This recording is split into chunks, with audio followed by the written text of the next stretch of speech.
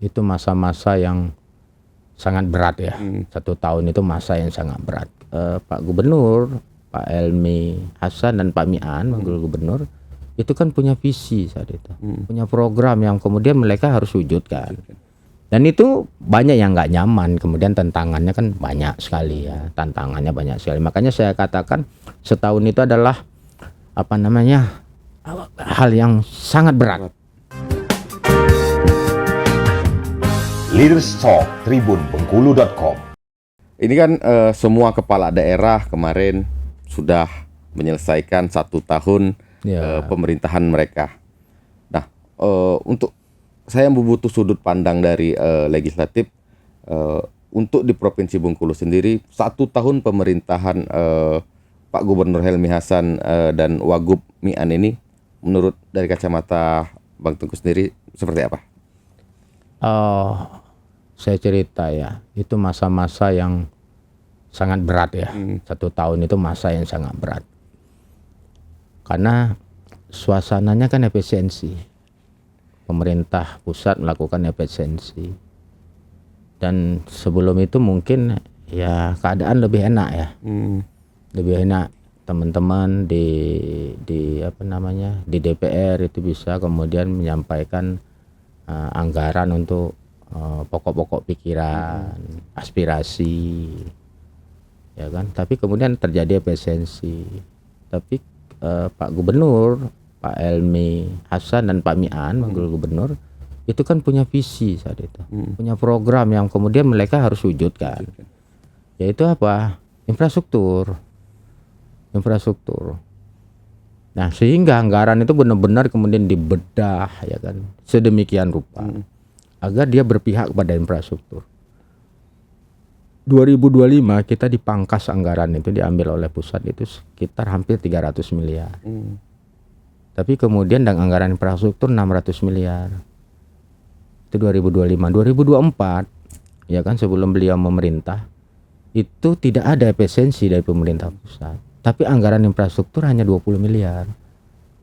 Ya kan? Artinya apa? Ada sesuatu yang kemudian kita benar-benar kita sisir. Dan itu banyak yang nggak nyaman, kemudian tantangannya kan banyak sekali ya. Tantangannya banyak sekali. Makanya saya katakan setahun itu adalah hal yang sangat berat. Yang pertama dilakukan. Cuman kita kasih pengertian pada semuanya bahwa ada 1.300 km jalan yang menjadi kewenangan provinsi yang rusak parah. Dan anggaran yang dibutuhkan itu 2,5 triliun untuk 5 tahun ya. Kita inginkan sebenarnya kalau bisa 2,5 triliun itu selesai dalam waktu 3 tahun. Artinya kan benar-benar harus fokus kita kepada infrastruktur. Tapi oke lah, kita anggap 5 tahun 2,5 triliun. Kalau 5 tahun 2,5 triliun, berarti minimal 1 tahun kan 500 miliar yang harus kita berikan untuk jalan. Tahun 2026 kita dipangkas lagi 400 miliaran. Ya kan? Tapi kemudian anggaran untuk infrastruktur itu masih kisaran di angka 500 miliar juga. APBD kita itu dari 3 triliun 2025 itu hanya sekitar 1,8 triliun karena sudah dipangkas. 2026 ini anggaran kita itu hanya 2,4 triliun. 2,3 sampai 2,4 triliun. Yang seharusnya 3,1. Sisanya kemana? Dipangkas oleh pemerintah pusat. Nah, 2,3 triliun itu kita juga masih sisakan untuk infrastruktur 500 miliar termasuk ambulan. Nah, ini memang perlu pengorbanan semuanya, termasuk pengorbanan dari legislatif. Nah, ini yang kita kemudian kasih gambaran. Nah, tapi ada kekuatan bahwa ada Impres nomor 1 tahun 2025 yang kemudian menegaskan tentang efisiensi itu dan kemana saja anggaran APBD ini harus digunakan. Jadi apa? Dia digunakan untuk infrastruktur, digunakan untuk pemberdayaan, digunakan untuk penciptaan lapangan kerja, digunakan untuk pertanian ya, perikanan yang tujuannya untuk logistik, ya kan, ketahanan pangan. Nah, di situ ketahanan pangan ini bertumpu pada apa? Ada pertanian, kelautan, ya kan, perkebunan, Itu yang kemudian menjadi titik fokus yang perintah dari presiden. Oleh karena itu untuk hal-hal yang di luar itu ya harus disisir, mau nggak mau. Itu. Makanya saya kadang-kadang dengan teman-teman media ini juga agak gimana gitu. Tapi adalah caranya ya, tetap ada kemudian bagaimana itu bisa beringan. Karena sekali lagi saya sampaikan ke Pak Gubernur saat itu ke teman-teman, lo infrastruktur ini kan harus disosialisasikan, harus dibunyikan. Siapa yang bisa membunyikan itu? Media. Sehingga ada dong anggarannya, walaupun mungkin enggak sebesar dulu, enggak luar biasa seperti dulu. Tapi kan harus ada yang sosialisasikan ini. Sehingga masyarakat tahu loh ini lo kerja pemerintah. Kalau nggak ada punya media, ini sulit. Nah ini yang bisa kemudian seiring sejalan dilakukan. Nah, mudah-mudahan kemudian seluruh jalan yang menjadi kewenangan provinsi bisa tuntas dalam 5 tahun. Tapi 1 tahun ini luar biasa lah. Luar biasa sekali, 600 miliar ditambah ambulan. Kemudian ada fokus juga pembangunan rehabilitasi rumah sakit M. Yunus, ya kan. Nah, 25 miliar itu ambulan kemarin. Dan di tahun ini sebenarnya tantangannya lebih berat kan? Iya. Tapi tentu juga tadi butuh kelapang dadaan dari legislatif untuk membantu eksekutif ini agar visi misinya bisa terlaksana dengan baik. Kalau di internal DPRD sendiri, bagaimana cara Bang Tengku untuk merasionalisasikan bahwa keadaan kita seperti ini kepada teman-teman DPR yang lain? Ya, saya sampaikan bahwa karena apa sih yang menjadi program pemerintah pusat? Apa sih yang menjadi program pemerintah daerah dalam hal ini gubernur dan wakil gubernur? Kan jelas itu, impresnya jelas. Nah, yang kita lakukan oleh Dewan itulah bagaimana kemudian sampaikan kepada masyarakat. Justru dengan gitu Pak, di dapil saya infrastrukturnya hancur. Kita arahnya ke sana. Oh iya. Pak, di dapil kami itu sawahnya parah, nggak ada irigasi. Tolong dong di sana irigasi. Pak, desa di dapil saya itu Pak nggak ada ambulannya. Saya nyantol dong ambulan di sana, boleh kan? Tolong dong yang jalan jalan irigasi, jalan usaha tani yang menuju ke arah pertanian itu diperbaiki, Pak. Justru itulah kan lebih terasa oleh masyarakat yang di dapilnya masing-masing. Saya sampaikan begitu dengan teman-teman. Justru ini menjadi momentum bagi kita untuk memperbaiki seluruh infrastruktur yang ada di dapil kita masing-masing. Karena programnya infrastruktur. Betul. Iya kan? Kalau misalnya nanti nggak mungkin nggak diperbaiki, kata saya. Kenapa? Karena programnya infrastruktur. Nah, kalau tadinya ada anggarannya 2,5 triliun untuk peruntukan 5 tahun, siapa tahu dengan kita masukkan anggaran untuk jalan usaha tani, irigasi dan sebagainya, infrastruktur, itu justru ternyata yang baru dihitung kan jalan kewenangan provinsi. Ini kan belum dihitung. Inilah momentum kita kemudian untuk memasukkan itu. Itu saya sampaikan dengan teman-teman. Teman-teman kan banyak dari daerah nih. Kalau saya kan di kota nih. Di kota saja saya dengan Pak Wali, Pak Deddy Wahyudi, itu sering nyampaikan, Pak tolong dong itu jalan-jalan lingkungan. Ya kan itu momentum karena infrastruktur juga beliau mainnya. Kalau di provinsi momentumnya bisa dimasukkan ke PU. Saya bilang telepon PU-nya, panggil PU-nya, masukkan pro ini. Dan inilah yang sebenarnya aspirasi. Inilah yang sebenarnya aspirasi. Kan di aspirasi itu coba tengok di reses. Ya kan warga mintanya apa? Pak tolong pertanian kami diperhatikan. Pak tolong kesehatan kami diperhatikan. Pak tolong infrastruktur kami diperhatikan. Infrastruktur sampai ke desa. Nah inilah momentumnya. Kan nggak ada yang bilang Pak tolong mebeler Pak diadakan. Pak nggak ada kan. Iya nggak ada ya. Nah ini loh momentumnya. Jadi hasil reses itu pasti infrastruktur. Ini lebih enak memasukkannya. Iya. Lebih enak memasukkannya daripada yang lalu-lalu. Pak tolong lo bikin baliho kami yang gede-gede. Kan nggak ada aspirasi begitu kan. Ada nggak di reses dia bilang Pak tolong bikinin baliho Bapak yang besar Pak di sudut jalan itu. Kan nggak ada.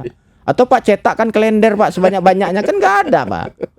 Iya kan? Pasti mintanya apa? Infrastruktur, kesehatan, pendidikan. Kalau bisa anaknya bisa sampai tamat kuliah dibiayai negara melalui program PIP. Ya kan? Kesehatan juga begitu. Sampai sembuh, kalau perlu rujuk sampai rujuk ke Jakarta, dibiayai oleh negara. Begitu juga infrastruktur. Dia nggak boleh pakai lagi mobil yang bannya pakai rantai. Iya. Tapi dia sudah bisa jalannya mulus sampai ke kebun dia. Ini kan permintaan masyarakat, benar nggak? Betul. Ini lo justru yang menjadi momentum kita. Saya sampaikan pada teman-teman seperti itu. Kan kita bahagia nengok petani kita, ya kan, nggak aja lagi jatuh lagi dia bawa sawit, tapi karena jalannya sudah mulus. Sampai kebun jalan mulus. Kemudian dia bawa hasil panen padinya juga enak, gitu, karena jalan usaha taninya bagus. Iya. Ya pasti itu kebahagiaan bagi kita. Dan kalau misalnya rakyatnya seneng karena keberadaan DPR-nya masuk situ, kan enak terpilih lagi. Iya, betul. Biayanya bisa lebih murah, gitu loh. Karena saya pernah pegang quotes dari Pak Gup itu adalah, nggak apa-apa kita dipangkas 300 miliar, tapi kita tarik program kementerian itu sampai 3 kali lipat. Iya, dapat 1 triliun loh kemarin. 1 triliun. Iya. Jadi ini untung apa rugi kita katanya? Iya. Ya, untung ya itu saya. Dapat 1 triliun kita dari mulai kampung nelayan, ya kan, cetak sawah baru, ya kan. Itu dapat hitung-hitungan 1 triliunan kemarin itu. Sekolah rakyat, ya kan. Itu 2 unit itu, KAUR sama kota.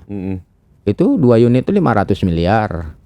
Ya kan, belum lagi kampung nelayan, cetak sawah. 1 triliun lebih itu kita dapat. Luar biasa. Iya.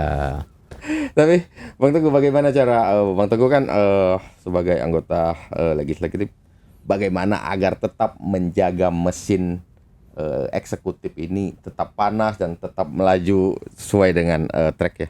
Ya, Pak Gubernur ini orangnya lincah ya. Kemarin aja Sapari Ramadan sampai ke KAUR. Kemudian ke kementerian, ini beliau tadi subuh berangkat, ada lagi ke kementerian. Jadi jaringan beliau juga bagus ke sana. Jadi hari-hari aja beliau begitu, supaya kemudian dana pusat juga turun, walaupun dipangkas. Nah, ini puasa saja beliau kemudian itu kan menyerap aspirasi ya, sampai ke KAUR, Sapari Ramadan itu tujuannya. Nah, kami itu legislatif itu memang begitu juga ya. Saya selaku legislatif juga mendaki seperti itu. Dan saya juga segi legislatif juga nggak mau kalah kan, mengimbangi beliau itu. Sehingga saya juga turun ke, bahkan yang saya tadinya dapil kota, tapi sudah ke Muko-Muko, ke utara ya, ke Seluma itu juga turun. Jadi untuk mengimbangi beliau. Jadi kerja eksekutif ini kan, legislatif juga harus tahu dong, harus tahu. Oh ini loh kehendak rakyat. Jadi sambil kemudian kita sampaikan kepada beliau, Pak Gub, ini di utara, di daerah Benteng, Bengkulu Tengah, Pondok Lapo itu ada abrasi yang mengancam keselamatan warga. Nah ini guys, saya sampaikan ke beliau, nanti beliau nyampaikan ke kementerian kan. Nah setiap hari itu pasti ada temuan. Temuan inilah kita sampaikan kepada Pak Gubernur, sehingga hari-hari itu memang hari-hari kerja. Karena selalu ada masalah kan di provinsi itu. Selalu ada masalah-masalah infrastruktur, masalah abrasi, masalah perkebunan ya, konflik lahan antara masyarakat dengan perkebunan, permasalahan pertambangan, konflik lahan dengan masyarakat sekitar, itu semuanya ada. Dan oleh karena itu rasanya kan tidak cukup sebenarnya waktu ya, 1 hari 24 jam itu, karena kita harus tidur juga, harus istirahat. Kalau kemudian kita benar-benar sungguh-sungguh menggali apa yang kemudian jadi persoalan di lingkungan rakyat yang ada di Provinsi Bengkulu. Nah inilah menjaga ritme itu seperti itu. Jadi kalau kita di rumah saja, ya memang kita seakan-akan nggak ada masalah. Karena apalagi kalau kita matikan handphone. Cobalah nyalakan handphone, kemudian turun kita ke lapangan. Setiap hari ada masalah. Dan inilah yang kemudian saya WA ke eksekutif, ke Pak Gubernur, ke Pak Sekda. Pak Gubernur ini ada temuan ini, Pak Sekda ada temuan ini. Kadang-kadang langsung juga. Dan Anda harus tahu bahwa setiap hari itu ada yang minta masalah kesehatan di Rumah Sakit M. Yunus. Iya itu setiap hari itu dari daerah, Pak tolong Pak kami nggak ada kamar Pak tolong Pak ICU-nya penuh Pak tolong Pak ini udah UGD Pak tolong Pak M. Yunus minta tolong bikinkan rujukan bahwa hari ini juga pasien ini harus dibawa ke Palembang atau ke Jakarta. Itu setiap hari itu, belum lagi yang lain-lain. Ini kan jadi inilah ritmenya sebagai legislatif, dan kaitannya karena laporannya ke legislatif, actionnya harus ada di eksekutif, ini yang kemudian kita sampaikan kepada Pak Gubernur atau kepada Sekda atau kepada pihak-pihak yang terkait. Mau nggak mau kan, karena setiap hari masuk. Belum BPJS, kalau BPJS itu sehari itu bisa puluhan yang minta BPJS gratis. Luar biasa Bang Teguh ya, berarti eksekutif, legislatif itu harus sejalan. Harus sejalan, dan insya Allah ini kita masih sejalan ya. Mengawal-awal kan ada riak-riak sedikit ya, karena terkejut ya, karena tipikal kepemimpinannya kan beda-beda nih orang. Kalau Pak Helmi ini kan meledak-ledak ya, dan ingin cepet gitu. Jadi ada yang mungkin agak-agak terkejut ya, ritmenya beda gitu. Tapi kalau sudah ketemu enak kok jalannya. Insya Allah bisa jalan. Tahun kedua ini pondasi di infrastruktur di tahun pertama sudah sangat tinggi. Artinya di tahun kedua ini tidak boleh lebih rendah dari tahun pertama. Tidak boleh rendah. Maunya Pak Gub waktu itu waktu tahun pertama 600 miliar, inginnya tahun kedua 1 triliun, tapi terjadilah pemotongan gitu.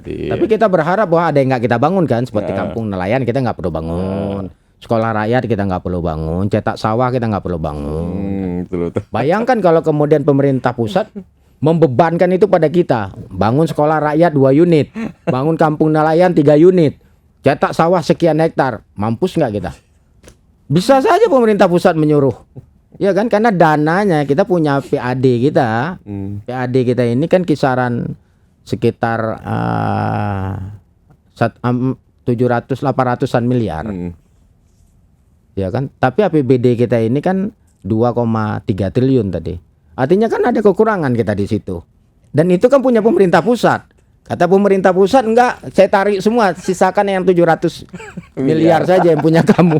Mampus ya kita.